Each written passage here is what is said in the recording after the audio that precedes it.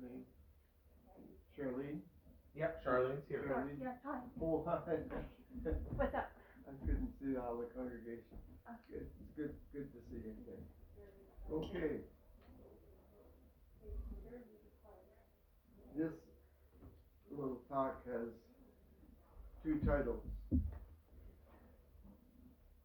One title is, I love to talk about the gospel, and the second title is, how to share your faith. How to share your faith.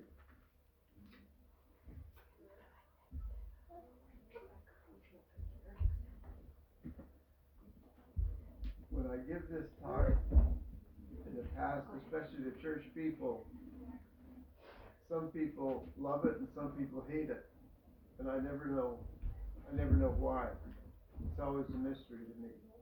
Maybe you can tell me when it's finished. But the church today is in a very different situation than it was 10 or 20, 30, 50 years ago. I believe the church has lost a lot of its message and its and people come to church today because out of habit or because it's the thing to do.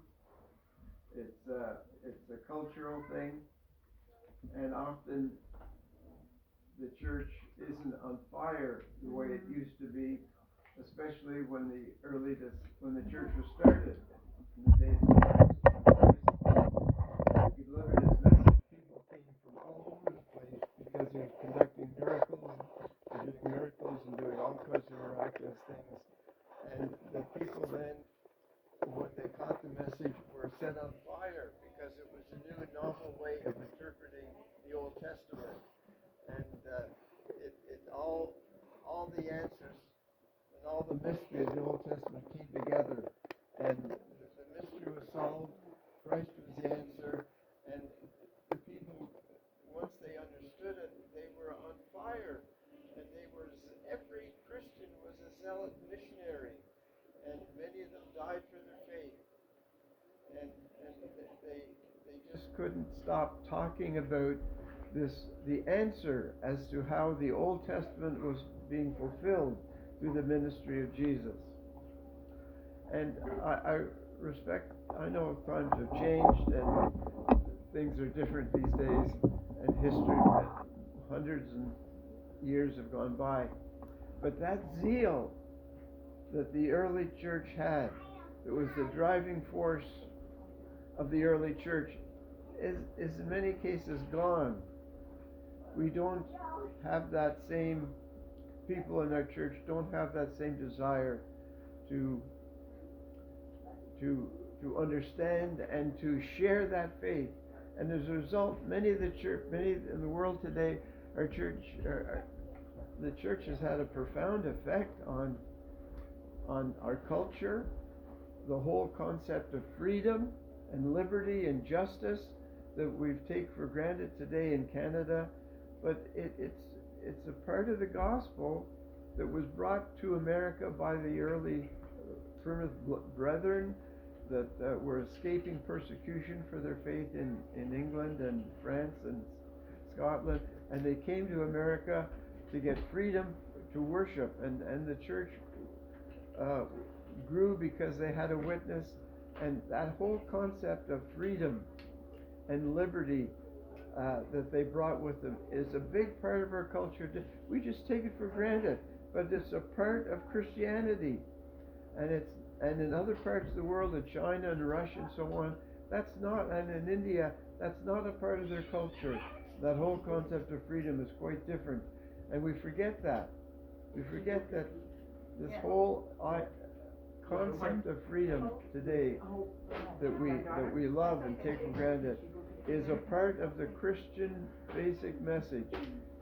And as we look at our culture today, especially in the United States with all the voting and the conflict in the politics, it's clear that this message is being forgotten, and people are voting according to their parties, or now especially in some of the Republican parties, they don't care about the truth. They just vote in order to sustain they're to get votes for the next election. They don't care about truth per se and liberty and what's right and what's wrong. They just want to be elected and earn their living and be rich and famous and have power and anything to claim to power. So we've lost a big part of Christianity, and we've lost the heart of the Christian message. And I would like to talk about what that Christian message is today, and what the gospel is. And if you're not church oriented, then I'll be talking about what the gospel is. But if you are church oriented, I'm going to give you a way that I use to share the gospel, to explain the gospel.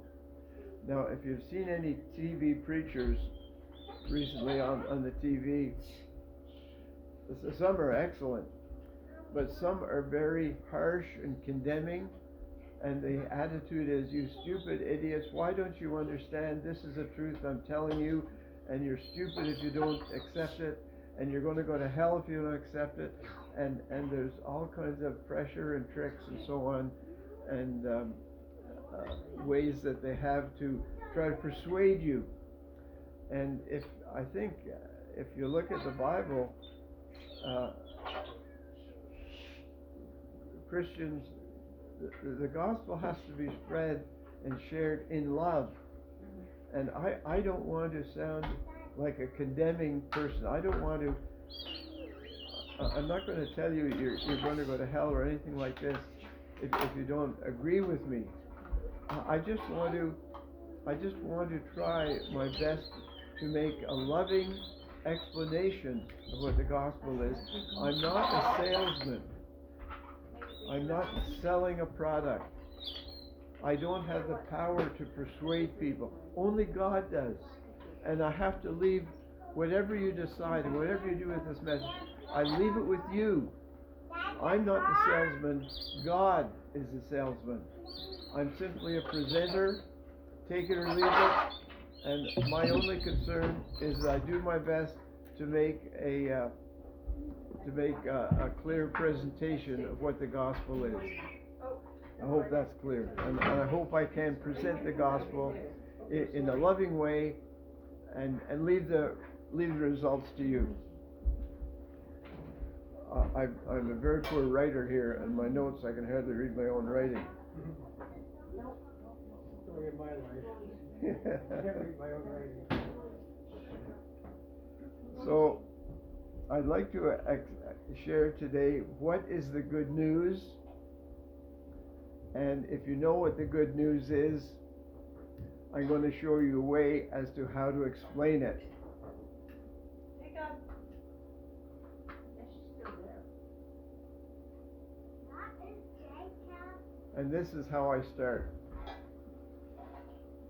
This is a hypothetical question. This is not going to ever happen. Please understand that. But theoretically, if you were to die tonight, God forbid, and you appeared before St. Peter at the gates of heaven, and supposing he was going to ask you the question, why should I let you into my heaven? Why should I let you into God's kingdom? What would you say? Think about that. Again, I'm not trying to scare you, but theoretically, as you look at your life, as you look at the world around you and your values, why should God let you into his heaven?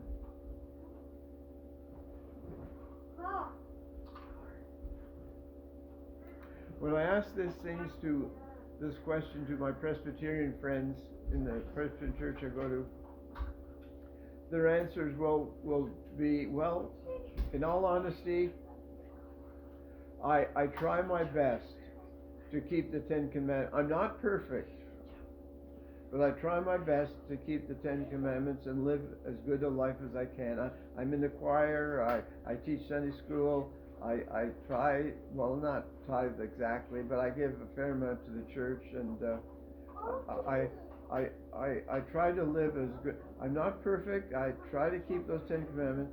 I'm better than the guy next door. I haven't killed anybody.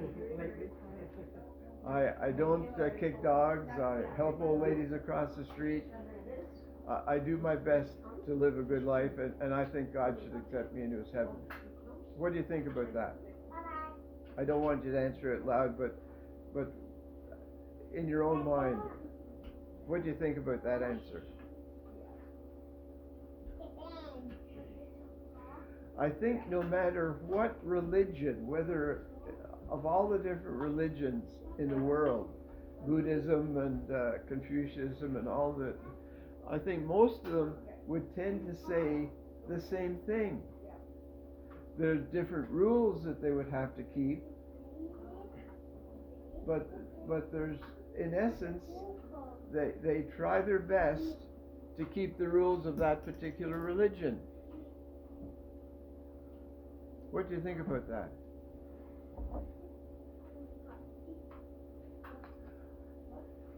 I tell my Presbyterian friends that answer that question that you're, as I understand the Bible, that's a very dangerous answer. That's a very dangerous answer. What can the answer be? What do I think the answer is as we look at the scriptures? If we look at the scriptures, and especially the Old Testament, I would suggest that God is pictured as being three things. That God is infinitely holy, he's infinitely just, but he's also infinitely loving. Those three characteristics. Talk about holiness.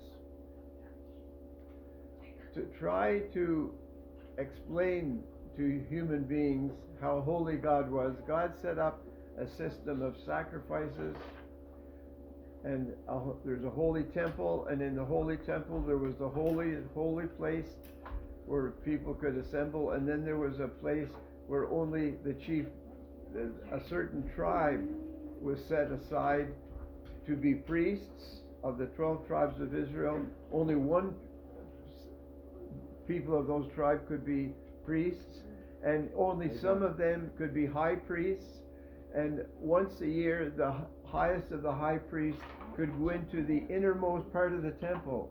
There's different layers to the temple, and in the very holy of holies there was the shrine where there was an altar, and on this altar that high priest would go in with the blood of a lamb, a sacrificial lamb, and he would shed that blood on the altar in this highest, only once a year, and only this one high priest could, and all these ways of God giving them directions through the Old Testament prophets, this system of that's how they were to have their sins forgiven.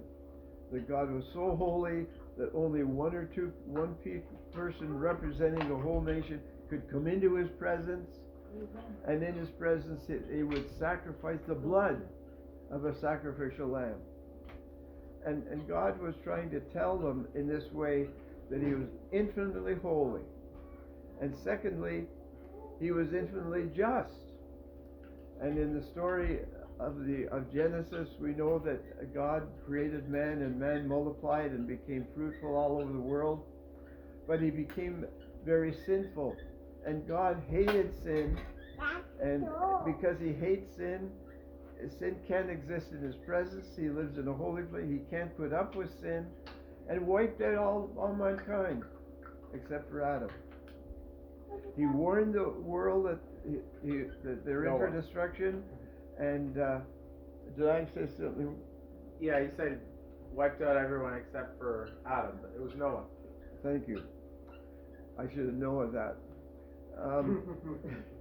And so after he created Adam, and Adam grew to be many, many nations, man became exceedingly sinful. And even after God warned them many, many times, they still persisted in their sin. And so eventually he wiped them all out with a monstrous flood, except for Noah and his family. And then when he landed, he presented a big rainbow in the sky to remind him of this wipeout. And with that rainbow came a promise that he was to remember God is just and holy, and he punishes sin. And that rainbow, in a way, I think God was giving Noah, if you read the scriptures as I understand them, he's giving Noah in the same way the authority to carry out in God's stead that kind of death penalty for sinners. And that's why I believe in what's called capital punishment. I believe God has given to mankind the power to take man's life when there's clearly sin and the taking of a human life. But that's another theological point that not everybody agrees with me. But I think the rainbow is a reminder to me of God's, not just the flood and how he saved mankind, but also the justice that comes with that. That we are to reflect God's holiness and his justice by taking the life of killers, as God took the life of all mankind at that point in time. Amen. So God is infinitely holy. He's infinitely just. He hates sin. What's the third characteristic of God? God's infinitely holy, infinitely just. Do you know what the third characteristic is? Infinitely loving. Infinitely loving. That's the best for sure. There's a conflict. If God is infinitely holy, he's infinitely just, he hates sin, sin can't exist in his presence, how can we ever get to live with God in his perfect heaven?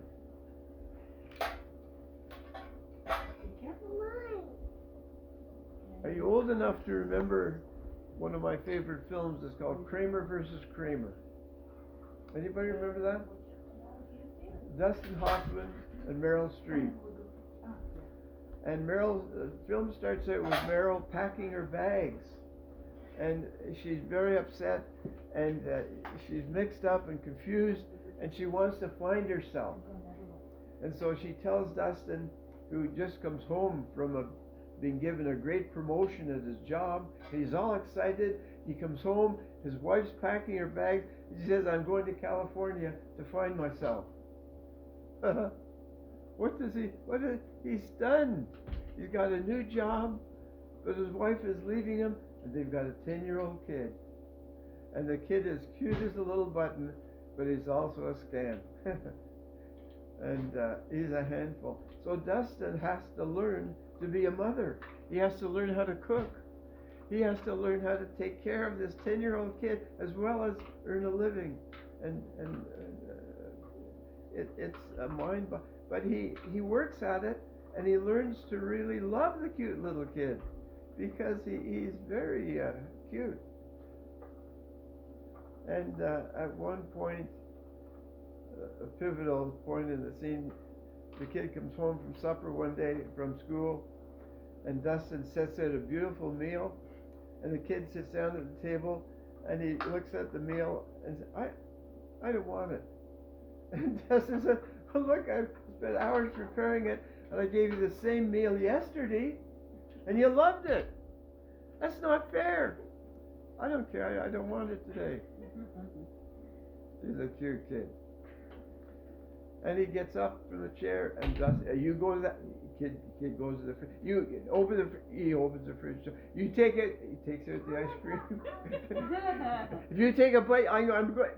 He looks him straight in the eye. And takes the ice cream. What does Dustin do? He loves the kid. He's laid down the law. He has standards. He has to obey his parents. But the kid does whatever the heck he wants. What does Dustin do? He doesn't have an answer. He just shrugs. The kid eats the ice cream.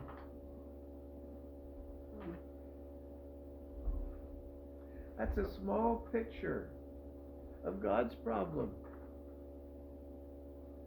God is infinitely holy. He's infinitely just. But He also loves us.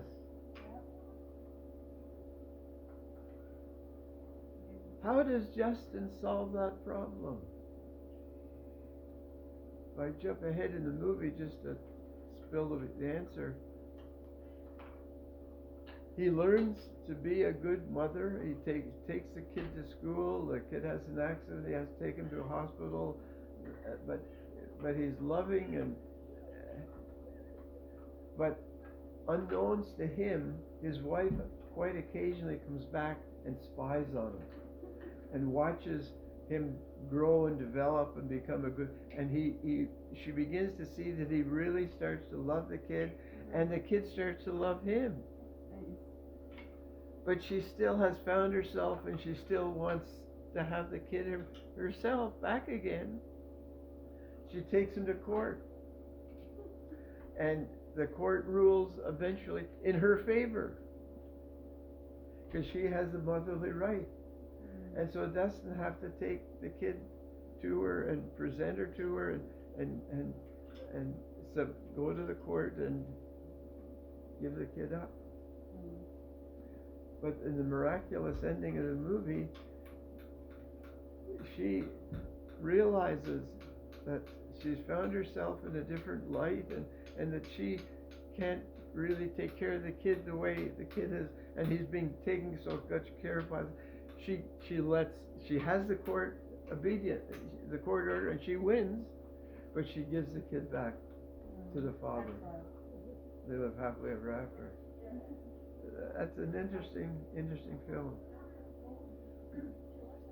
But how does God solve that problem? Did you watch yourself? The Old Testament is a series of what's called covenants. That God makes a covenant with Adam, and then He makes a covenant with all the leaders throughout the Old Testament, especially with Abraham. And it's a way that God finds a way to in a very difficult way answer this question, this difficult question that He has. And it's so hard for God to explain this answer to stupid mankind because man's so sinful. How does God speak in a human language that He can explain this miraculous answer that's consistent with His character of being holy, justice, and loving? God can't speak with a human tongue, but how can He communicate such a miraculous answer? He does it through the series of covenants in a very sneaky, miraculous, backhanded way, all through the Old Testament, all these covenants that God builds up to finally revealing the answer. It starts with Abraham. And Abraham's living in what's now called Iran. And he tells Abraham, hey, if you obey me, if you listen to me, and I guess God had a way of speaking miraculously and picking on certain people and leading them and guiding them and working through those people and giving them messages so that the whole world could get the answer. And so he says to Abraham, I want you to, I'm going to make you into a great nation. So go ahead. We're going to read starting with Genesis 12, verses 1 to 7. God told Abram, leave your country, your family, and your father's home for a land that I will show you. I will make you a great nation and bless you. I'll make you famous. You'll be a blessing. I'll bless those who bless you. Those who curse you, I'll curse. All the families of the earth will be blessed through you. So Abram left just as God said, and Lot left with him. Abram was 75 years old when he left Haran. Abram took his wife Sarai and his nephew Lot with him. along with all the possessions and people they had gotten in Haran, and set out for the land of Canaan, and arrived safe and sound. Abram passed through the country as far as Shechem and the oak of Moreh. At that time the Canaanites occupied the land. God appeared to Abram and said, I will give this land to your children. Abram built an altar at that place God had appeared to him.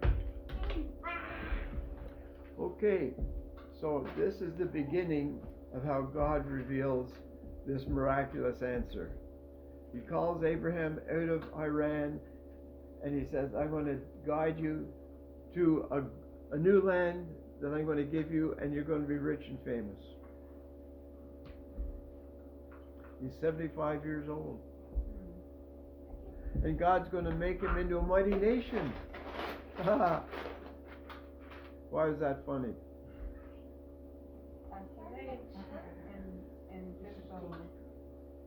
75 years old.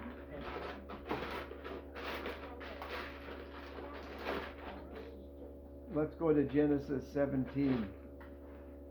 Genesis 17, the first seven verses. When Abram was 99 years old, God showed up and said to him, I am the strong God. Live entirely before me.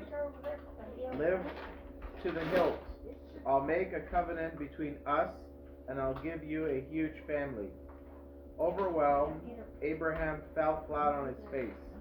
Then God said to him, This is my covenant with you. You'll be the father of many nations. Your name will no longer be Abram, but Abraham, meaning that I'm making you the father of many nations. I'll make you a father of fathers. I'll make nations from you. Kings will issue from you. I'm establishing my covenant between me and you, a covenant that includes your descendants, a covenant that goes on and on and on, a covenant that commits me to be your God and the God of your descendants. And I'm giving you and your descendants this land where you're now just camping, this whole country of Canaan to own forever, and I'll be their God. Okay, so that's a long trip. And Abraham, was he 100 at that time? He was 100 years old. He finally makes it all the way from Iran, all the way to what's now Israel, the nation of Israel, Canaan. And that's taken him 25 years to get, but he's been obedient. Do you know what the funniest part of this story is? What's funny? Do you see what's ironic about this? Abraham's 100 years old. And he's going to be a father to a mighty nation? Read the next couple of verses. God continued to Abraham, and you will honor my covenant, you and your descendants, generation after generation. This is the covenant that you are to honor. The covenant, is that one? Or circumcision? He uses circumcision as a sign that these people are unique. His nation, he and his children are going to be a distinct nation, different from all other nations by this one little ritual. Go ahead. Okay. The one that's highlighted, right? Yeah. Okay. God continued speaking to Abraham. Excuse me. This is God's word, people. This is me speaking. I'm giving Patrick a lot of time to read this because it's important. It's not me. This is God's word. Go ahead. God continued speaking to Abraham and Sarai. And Sarah, your wife, don't call her Sarai any longer. Call her Sarah. I'll bless her. Yes, I'll give you a son by her. Oh, how I'll bless her. Nations will come from her. Kings of nations will come from her. Abraham fell flat on his face, and then he laughed, thinking, can a 100-year-old man father a son? And can Sarah, a 90 years, have a baby? Recovering, Abraham said to God, oh, keep Ishmael alive and well before you. But God said, that's not what I mean. Your wife Sarah will have a baby, a son. Name him Isaac. Laughter. Okay. Good. I'll come back to that. There's Abraham got impatient, and his wife especially got impatient with this promise that was given way back when he was still in Iran. There's going to be a mighty nation, and they waited and they waited and waited, and she got to be 90 years old, and she's going to be a mighty nation, and they laughed.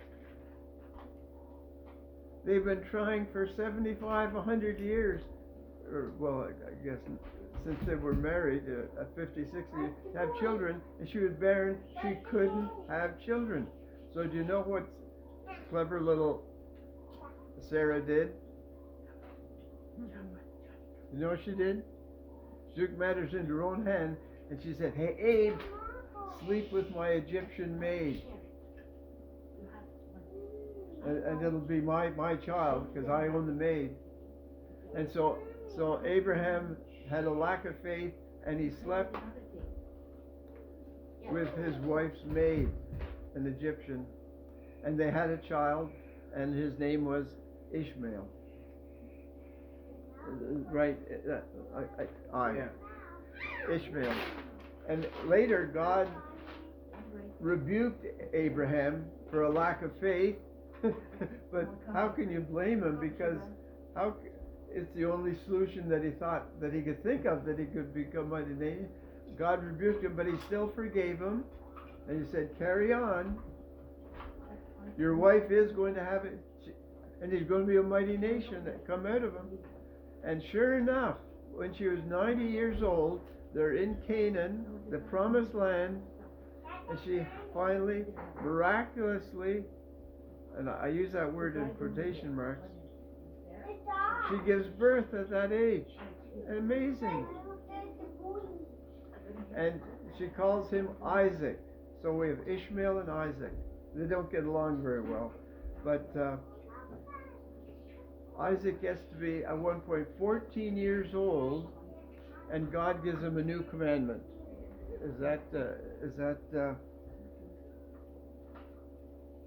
Let's go to Genesis 15 now. Genesis 15. Okay. 17. 17. Chapter 17, verse 15. Maybe you've read that already, do you? Genesis 15, chapter 17, 15 to 22.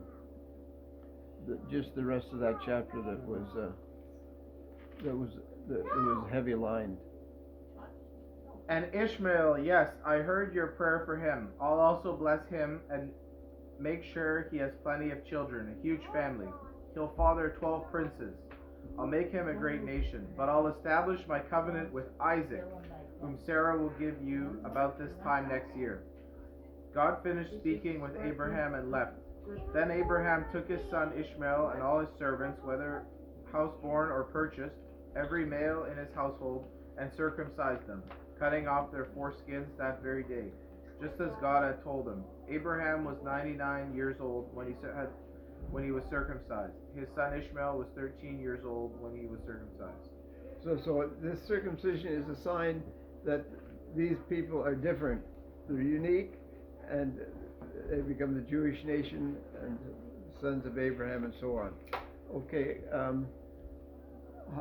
jump over please to chapter 21. Chapter 21, the first 5 verses. God visited Sarah exactly as he had said he would. God did to Sarah what he promised. Sarah became pregnant and gave Abraham a son in his old age. And at that very time God had said, Abraham named him Isaac. When his son was 8 days old, Abraham circumcised him just as God had commanded. Abraham was 100 years old when his son Isaac was born. Sarah said, God has blessed me with laughter, and all who get the news will laugh with me." She also said, "Whoever would have suggested to Abraham that Sarah would one day nurse a baby? Yet here I am. I've given this old man a son." Okay, we're going to jump to 21. So, even ironically, Isaac was called Laughter because of this incident of how miraculous and how impossible it was that they were blessed even when they thought it was funny and impossible. And so God is speaking through Abraham to try to get through to mankind how he's going to solve this great mystery that I've been talking about. Go ahead. After all this, God tested Abraham and said, "Abraham." "Yes," answered Abraham, "I'm listening." He said, "Take your dear son Isaac, whom you love, and go to the land of Moriah. Sacrifice him there as a burnt offering on one of the mountains that I'll point out to you." Abraham got up early in the morning and saddled his donkey. He took 2 of his young servants and his son Isaac. He had split wood for the burnt offering. He set out for the place God had directed him. On the 3rd day, he looked up and saw the place in the distance. Abraham told his 2 young servants, "Stay here with the donkey. The boy and I are going over there to worship. Then we'll come back to you." Abraham took the wood for the burnt offering and gave it to Isaac, his son, to carry. He carried the flint and the knife. The 2 of them went off together. Isaac said to Abraham, his father, "Father." "Yes, my son." "We have the flint and the wood, but where's the sheep for the burnt offering?" Abraham said, "Son, God will set to it that there's a sheep for the burnt offering." And they kept on walking together. Okay, thank you. Hang on. It's a lot of faith. How it's interesting to read, but how could God ask Abraham to do such a thing? What kind of a God is that? Eh? Does that make sense? No, that doesn't make sense. No. Thank you. It doesn't. He's supposed to miraculously given the guy when his wife was 90 years old. Miraculously gave him a son, and then he tells the kid gets to be 14 years old. He says, "Go up. You're in Israel now. Go up to this high mountain, make a sacrifice, just the 2 of you, and do what pagans were doing commonly, sacrificing their firstborn son as their greatest payment they could make to satisfy and anger God." And God told Abraham to do what all the pagans were doing.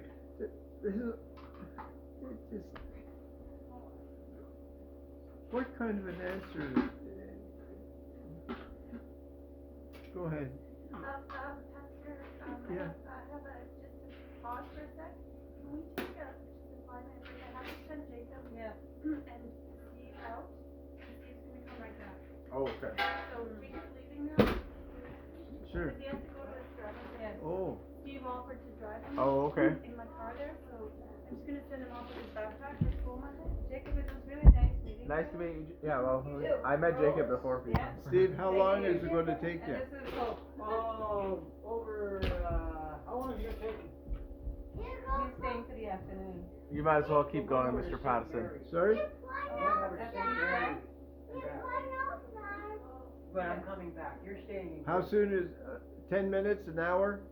Not an hour. Less than an hour. Okay. Well, we're recording it, so you can listen to the end too. Awesome. Okay.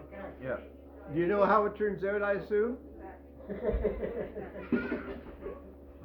They can catch the end of the movie, Mr. Pattison. I forget.